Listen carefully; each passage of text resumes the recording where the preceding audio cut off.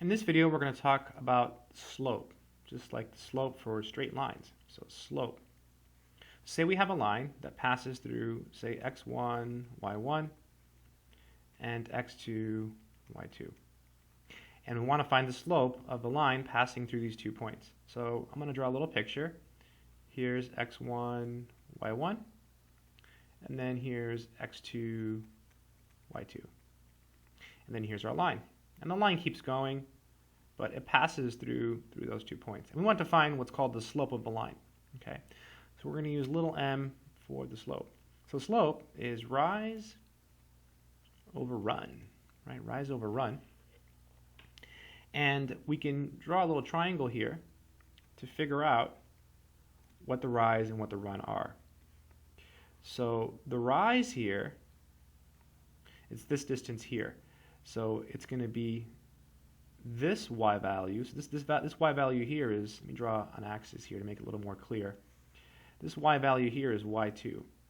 And this y value here is y1. So this distance here is going to be y2 minus y1, right? So this distance here is y2 minus y1. So that's going to be our rise, y2 minus y1. Cool, that worked. And then now we need to figure out the run, which is this distance here. Okay, so this distance here, this is x2, and this distance here is x1.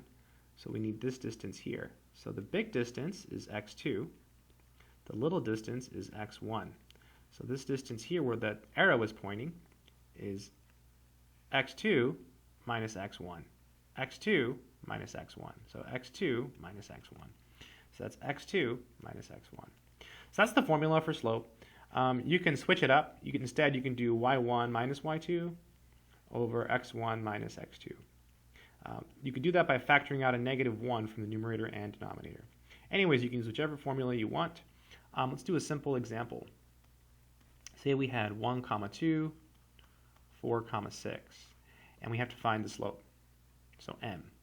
So you could label stuff if you want. I'll go ahead and label it since it's our first example. So maybe we can call this x1, y1, x2, y2. It doesn't matter which one you call x1, y1 and which one's x2, y2, as long as you're consistent. So in the numerator, you subtract the y's. So it'd be 6 minus 2. And then in the denominator, you subtract the x's. So 4 minus 1. 4 minus 1.